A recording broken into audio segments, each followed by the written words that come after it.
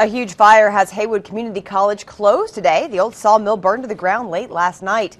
News 13's Victoria Dunkel is streaming live from the campus. And Victoria, any idea how this fire started?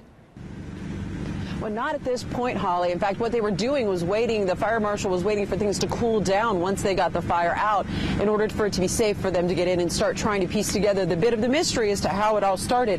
But once again, like you said, the message on the website for the college is that the students, staff, and faculty should not report today, only emergency personnel.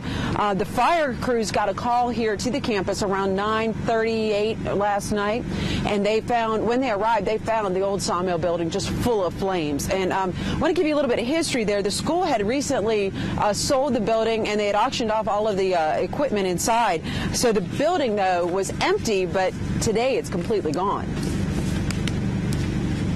Actually, when I left my home, you could see the whole sky lit up. When we got on scene, it was just fully involved, very large structure.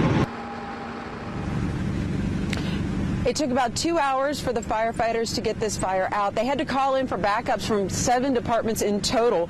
There was no one on the property at the time, so there are no injuries reported at this point. And like I said, the fire marshal here is waiting for the building to cool down. They'll get back out here today and start trying to figure out exactly what happened. I should note that the building, as it had been sold, it was already scheduled for demolition.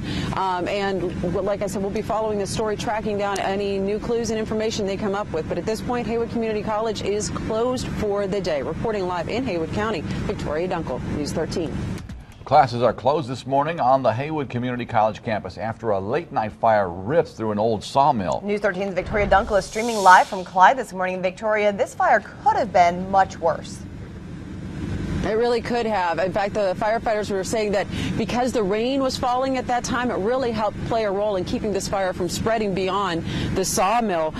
You know, if we take a look at the video from last night, it was a pretty amazing fire. The crews were called in around 9:30 last night, and they found it full of flames. This is the old sawmill that was really a crucial part of the school's former woodworking and machinery classes that they were offering. The school recently sold it, and all of the equipment had been auctioned off earlier this fall, back in September. There was a plan to demolish the building. Even though the building was pretty much empty, it did not take long for firefighters to realize that this was going to be a really big job. Initial engines on the scene had 2 engines and a ladder, and after seeing what we had to call in additional resources for a couple more ladders and a bunch of tankers. They called in a total of 7 fire departments to help put out this fire. Now, I was just on the phone with the folks at the Clyde Fire Department. They were the point on this particular call. They tell me the fire marshal will be back out here today when daylight comes, and that's when they'll be able to get in there, get a good look at what happened, and hopefully figure out exactly how it started. But behind me right now, you can see the security guard has been standing here at the gate, letting people know who are coming up and realizing that the campus is closed today. Only emergency personnel will be allowed on campus. And of course, if you're a student, faculty, or staff, you can find out the latest status on that at the college's website. But right now, we're waiting to find out what the fire marshal discovers when the sun comes up and they get in there and can start the investigation. Reporting live in Haywood County, Victoria Dunkel, News 13.